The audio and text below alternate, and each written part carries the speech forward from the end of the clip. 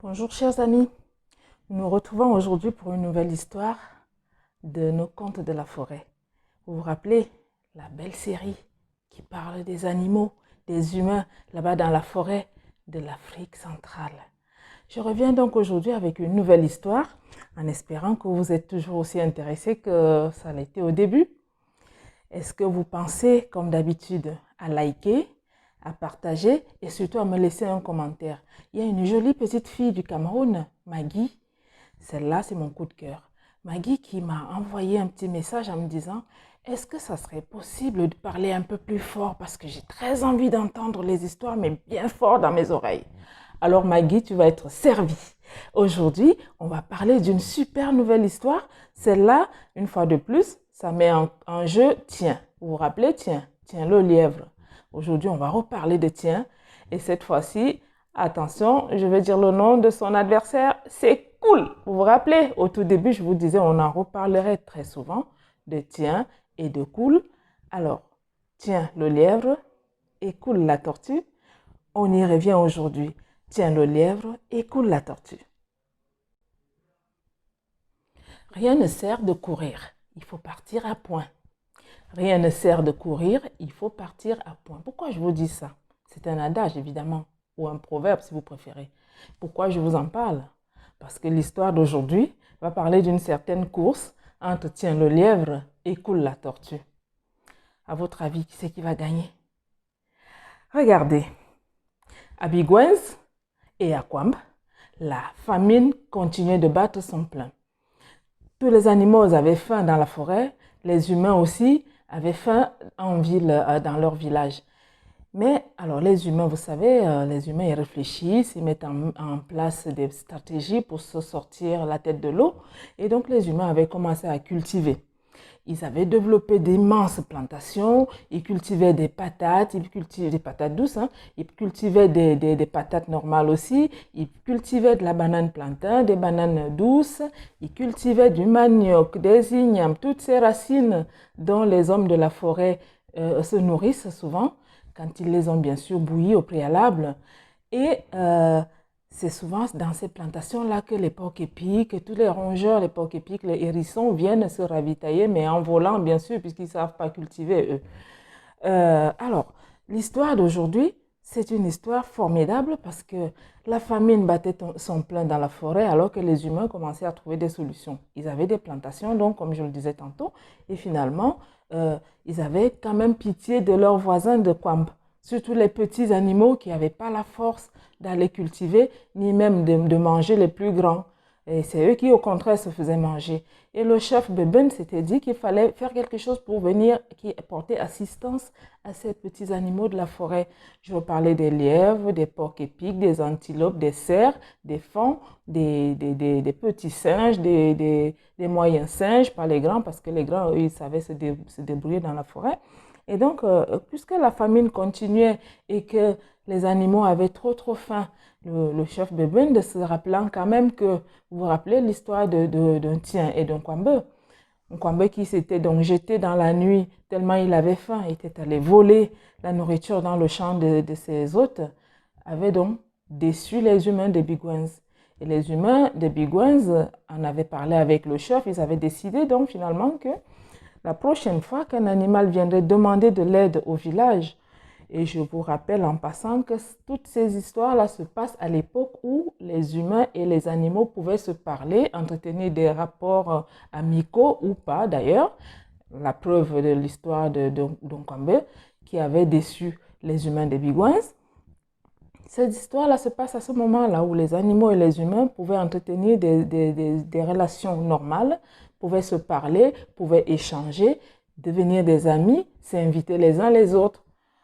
Tiens était venu à l'époque, à l'histoire de la semaine dernière, donc pour demander de l'aide pour lui-même et son ami. Mais ça s'était mal terminé, vous vous rappelez l'histoire. Donc, le chef Beben a tenu un conseil avec tous ces villageois en leur disant, écoutez, on va leur accorder une nouvelle chance à ces animaux de la forêt et nos voisins là. On va pouvoir les aider quand même à manger. On va leur offrir à manger. Sauf qu'il y aura une condition. Pour gagner un panier plein de nourriture, il faudra qu'on mette en place un jeu un jeu où il faudra que le plus fort gagne le panier. Et comme ça, on pourra les nourrir, mais on va s'amuser nous aussi derrière. Donc, ce sera une espèce de course où tous les villageois vont assister à la course. Et après, on sera là pour leur offrir aux gagnants le lot qu'il aura gagné, qui serait donc un panier de nourriture. Et les villageois avaient été d'accord, ils avaient même applaudi la sagesse du chef du village et son amitié envers leurs voisins de Kwamblaba, les petits animaux. Tiens, avait donc entendu parler de cette histoire-là où il y avait un challenge là-bas à Bigouins où l'animal qui serait le plus rapide à la course, à course à pattes, hein, parce que chez les humains on dit la course à pied, on va dire chez les animaux la course à pattes. Alors l'animal le plus rapide gagnerait donc un panier plein de victuailles pour aller nourrir sa famille pendant plusieurs jours d'ailleurs, parce que le panier était suffisamment costaud. Et tiens, c'était dit, ben, comme on demande à deux animaux de faire une course à pattes, je vais donc inviter mon ancien ennemi, mon ancien ami devenu mon ennemi de génération en génération, vous vous rappelez? Cool. Tiens donc à aller inviter Cool en lui disant, écoute, et puis derrière sa tête, il avait sa petite idée, il savait que Cool, la tortue, vous savez, elle n'est pas assez rapide, ne saurait pas courir à la même vitesse que lui, donc c'était gagné d'avance pour Tiens. Sauf que, qu'est-ce que je vous ai dit au début de l'histoire? Je vous ai dit, rien ne sert de courir, il faut partir à point. Et c'est là où tout se joue autour de cet adage, autour de ce proverbe. Tiens, qui était presque sûr de lui, presque gagnant d'avance, et donc allait inviter son voisin Cool en lui disant, ben viens, tu sais, toi aussi tu meurs de faim, enfin, c'est difficile de trouver à manger ici dans la forêt, quoi. Allons au village Bigouins, allons concourir, et puis on gagnera certainement un panier de nourriture, et puis si c'est toi qui gagnes, très bien, je serai fair play, je te laisserai partir avec le panier, et si c'est moi qui gagne, il faudra aussi penser que c'était uniquement le panier de celui du vainqueur de la course à pattes. Es-tu d'accord? Cool qui n'avait plus rien à perdre, sachant que de toute façon, elle galérait tous les jours à chercher à manger, à chercher à donner à manger à sa famille, qu'elle ne risquait rien à aller tenter sa chance à gagner ce panier plein de victoires. C'est comme ça que un vendredi matin, la course était prévue. Mais quand ils en ont parlé, c'était en début de semaine.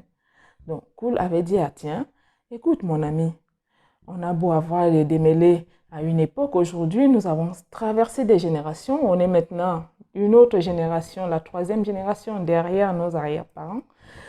Essayons d'arranger notre amitié et faisons cette course en toute amitié.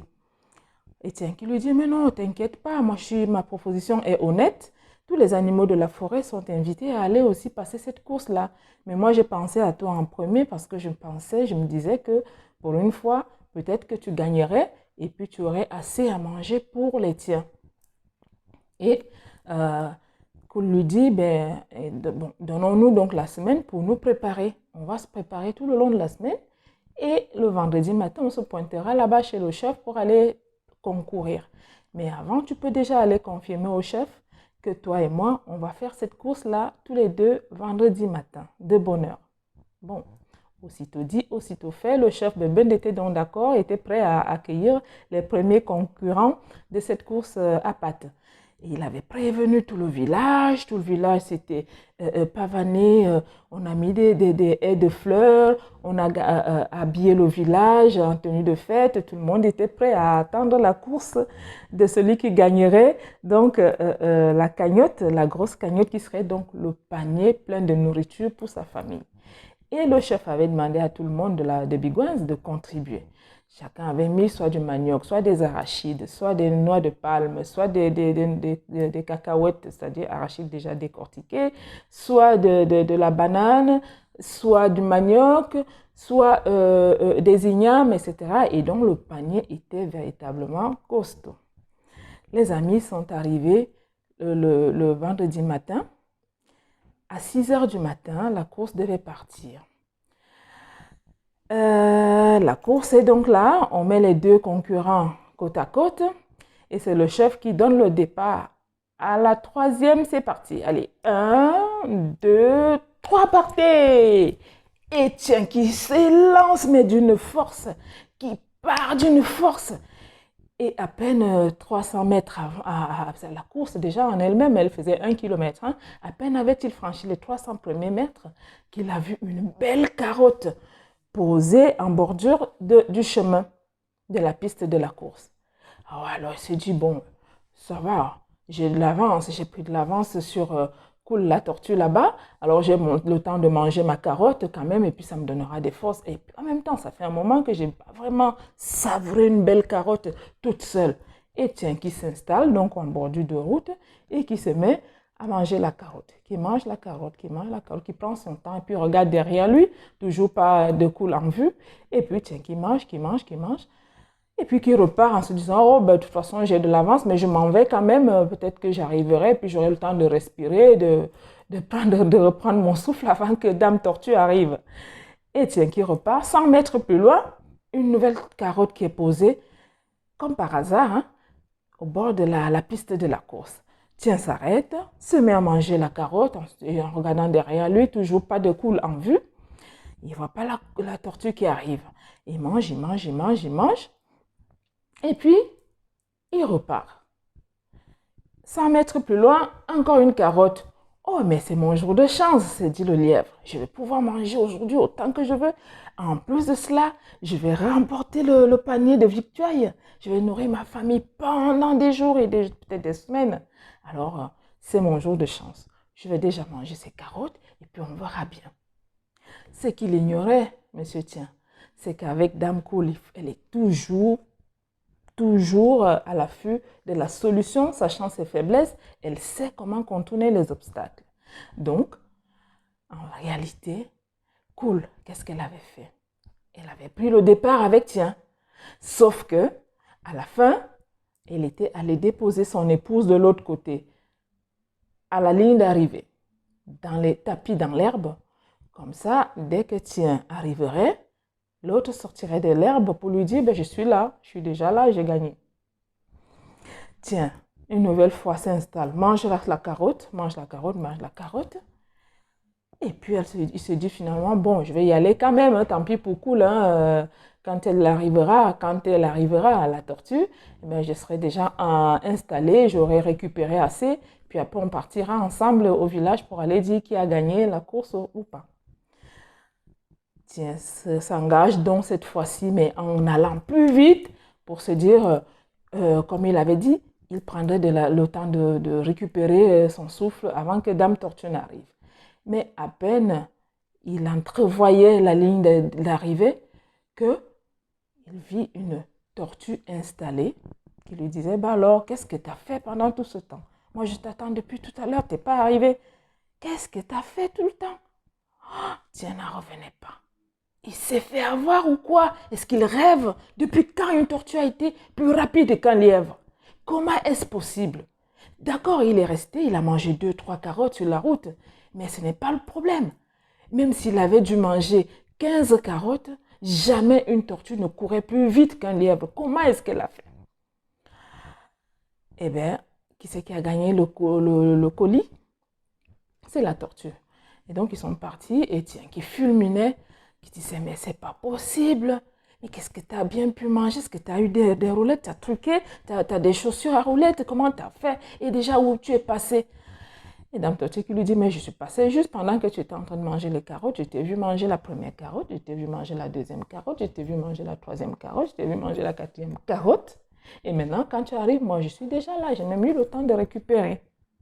Et tiens, n'en revenez pas. Mais fair play, il est parti quand même. Tous les deux sont partis chez le chef pour dire que c'est Cool qui avait gagné la course. Et comme je vous le disais depuis le début, rien ne sert de courir, il faut partir à point. C'est comme ça que Cool la tortue a gagné. Cool la tortue a remporté la cagnotte, un gros panier chargé de légumes et de tout ce que vous voulez pour manger dans la forêt et pour manger avec sa famille. Mais gentille quand même comme elle est, elle en a donné un petit peu à Altien et sa famille pour pas qu'ils meurent de faim. Vous allez me dire que Cool la tortue a peut-être truqué le jeu, d'accord. Mais si tiens, c'était dit, Je pars tout droit, tout droit. Peut-être que la femme la femme de cour de la tortue n'aurait même pas eu le temps de sortir des broussailles que, tiens, aurait été sur la ligne d'arrivée. Et rien ne sert de courir. Il faut partir à point. Et cool, et tiens, de nouveau, l'amitié s'est cassée là. Ils se sont embrouillés à nouveau. Et on va revenir un jour sur une autre histoire qui peut-être les aura réconciliés ou pas du tout d'ailleurs. Je vous remercie d'avoir écouté celle-là. J'espère qu'elle vous a plu. À très bientôt.